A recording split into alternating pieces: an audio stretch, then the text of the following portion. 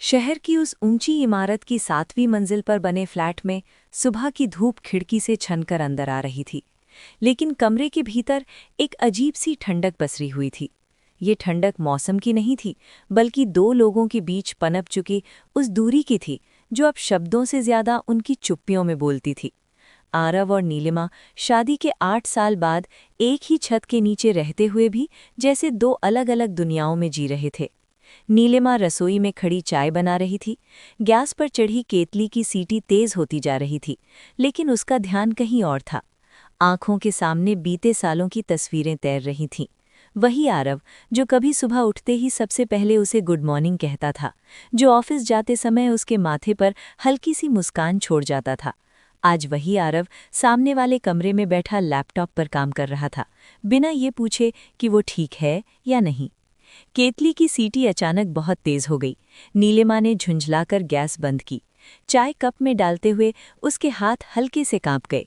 वो जानती थी ये सिर्फ चाय नहीं थी जो उबल रही थी, बल्कि उसके भीतर जमा हुआ वो दर्द था जो अब बाहर निकलने को बेचैन था। आरव ने घड़ी की तरफ देखा। उसे मीटिंग के लिए निकलना था। वो उठा, फाइल बैग में डाली और बिना कुछ कहे दरवाजे की ओर बढ़ गया। नीलिमा ने उसे देखा, जैसे कुछ कहना चाहती हो, लेकिन शब्द गले में अटक गए। दरवाज़ा बंद हुआ और उसके साथ ही घर में सन्नाटा और गहरा हो गया। नीलिमा कुर्सी पर बैठ गई। हाथ में चाय थी, लेकिन स्वाद महसूस नहीं हो रहा था। उसे याद आया कैसे शादी के शुरुआती दिनों में दोनों घंटों बातें किया करते थे। छोटी छोटी बातों पर हंसना, भविष्य के सपने बुनना, बच्चों के नाम तक सोच लेना। तब न तो समय की कमी थी, न ही अहंकार की दीवारें। आज सब कुछ होते हुए भी कुछ नहीं बचा था। आरव की कहानी भी कुछ अलग नहीं थी। ऑफिस की गाड़ी में बैठा वो खिड़की से बाहर भागती सड़कों को देख रहा था। उसका दिमाग फाइलों, प्रोजेक्ट्स और टारगेट से भरा हुआ था, लेकिन दिल के किसी कोने में एक खालीपन लगातार उसे कुरेद रहा था।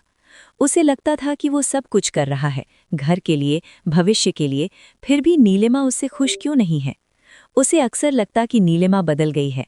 अब वो पहले जैसी समझदार नहीं रही, छोटी छोटी बातों पर नाराज हो जाती है। और नीलिमा को लगता था कि आरव बदल गया है। अब उसमें वो अपनापन नहीं रहा। वो सुनता नहीं, बस बोलता है या चुप रहता है। शाम को जब आरव घर लौटा तो घर में हल्की सी सफाई की खुशबू थी। नीलिमा ने खाना बना दिया था। दोनों डाइनिंग टेबल पर आमने सामने बैठे, लेकिन बीच में जैसे अदृश्य दीवार खड़ी थी। चम्मचों की आवाज़ और प्लेटों की खनक ही बातचीत का काम कर रही थी। आज ऑफिस में काम ज्यादा था। आरव ने औपचारिक सा वाक्य कहा, जैसे कोई जरूरी सूचना दे रहा हो। नीलिमा ने सिर हिलाया। उसके पास कहने को बहुत कुछ था, कि उसे दिन भर अकेलापन महसूस होता है, कि वो सिर्फ पैसे नहीं, समय भी चाहती है। लेकिन उसने कुछ नहीं कहा।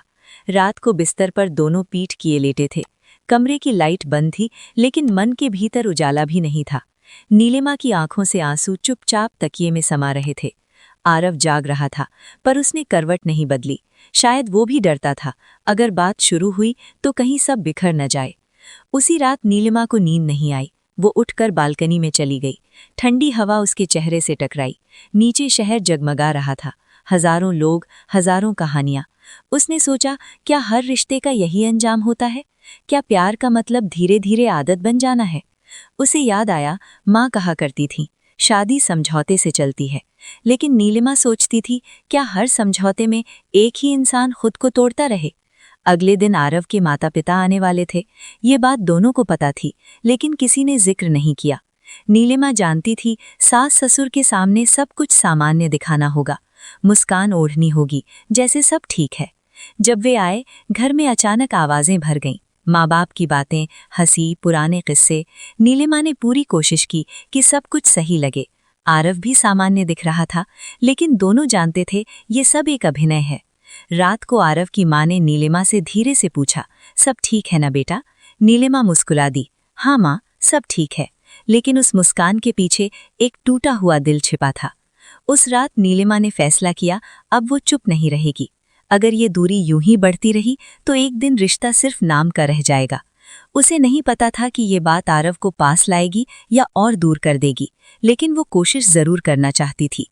बालकनी में खड़े होकर उसने आसमान की ओर देखा। सितारे दूर थे, लेकिन चमक रहे थे। शायद रिश्ते भी ऐसे ही होते हैं, दूरी के बावजूद अगर चाह हो तो चमक लौट सकती है। अगली सुबह नीलिमा की आंख देर से खुली। रात भर सोचते सोचते सिर भारी हो गया था। कमरे में धूप फैल चुकी थी, लेकिन बिस्तर का दूसरा हिस्सा खाली था। आरव शायद जल्दी ऑफिस निकल गया था। ये कोई नई बात नहीं थी, फिर भी आज ये खालीपन कुछ ज्यादा ही चुभ रहा था। नीलिमा उठी, आईने के सामने खड़ी हुई और खुद को देखा। चेहरे पर थकान साफ झलक रही थी। उसे लगा जैसे वो धीरे धीरे खुद से भी दूर होती जा रही है। दिन भर घर के काम करते हुए उसका मन बार बार उसी फैसले पर लौट आता। अब बात करनी ही होगी, चाहे जो हो। रिश्ते को बचाने की आखिरी कोशिश शायद यही थी। उसने खुद से वादा किया कि आज आरव के लौटने पर वो चुप नहीं रहेगी। शाम को जब आरव घर लौटा तो नीलिमा ने उसकी चाल में वही पुरानी थकान देखी। वो बिना कुछ कहे हाथ मुंह धोकर सोफे पर बैठ गया और मोबाइल देखने लगा। कुछ पल तक नीलिमा उसे देखती रही। यही वो पल था जब हर बार वो चुप रह जाती थी, लेकिन आज नहीं। आरव, उसकी आवाज हल्की थी लेकिन उसमें कांप नहीं था। आरव ने मोबाइल साइड में रखा। उसके चेहरे पर एक अनजानी सी बेचैनी आ गई। अभी मैं बहुत थका हूँ। मैं भी हर दिन थकती हूँ, लेकिन हम दोनों कब से इसी बहाने बात टालते आ रहे हैं। आरव चुप रहा। नीलिमा ने गहरी सांस ली। क्या तुम्हें नहीं लगता कि हम दोनों के बीच कुछ ठीक नहीं चल रहा? मुझे ऐसा लगता है कि तुम बेवजह हर बात को बड़ा बना देती हो। मैं दिन रात काम करता हूँ, सब कुछ तुम्हारे और इस घर के लिए। मैंने कभी मना किया? नीलिमा की आंखें भर आईं।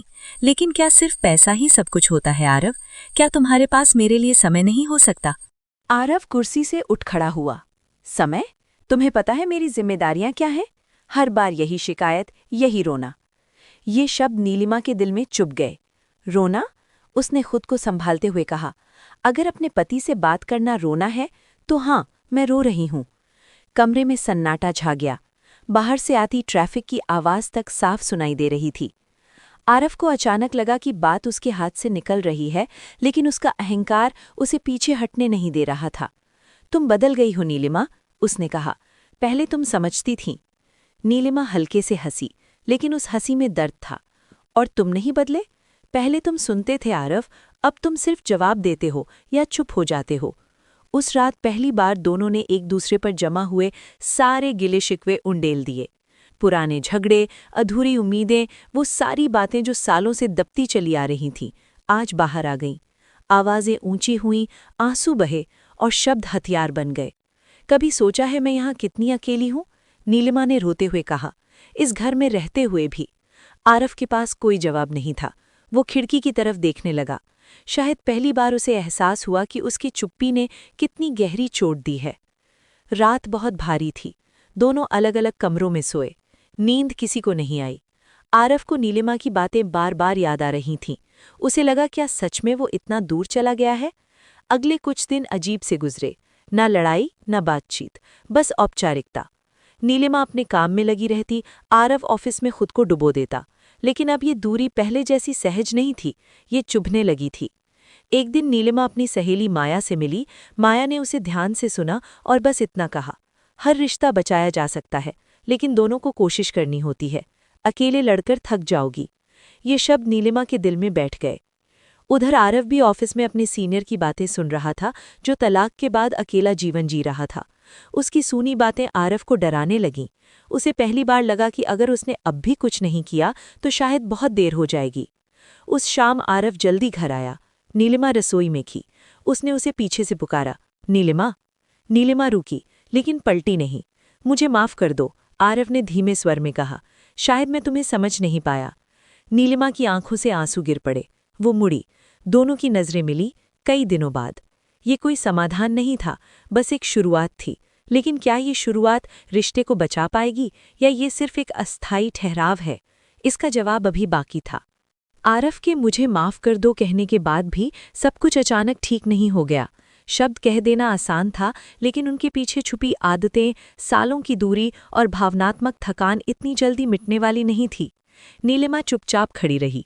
उसने माफी तो सुन ली थी, लेकिन उसका मन अभी भी आशंकाओं से भरा था। वो जानती थी अगर ये माफी सिर्फ एक पल की भावना है तो वो फिर टूट जाएगी। अगले कुछ दिन दोनों ने बेहद संभल कर बिताए, जैसे कोई कांच का बर्तन हाथ में हो, जरा सी चूक और सब बिखर जाए।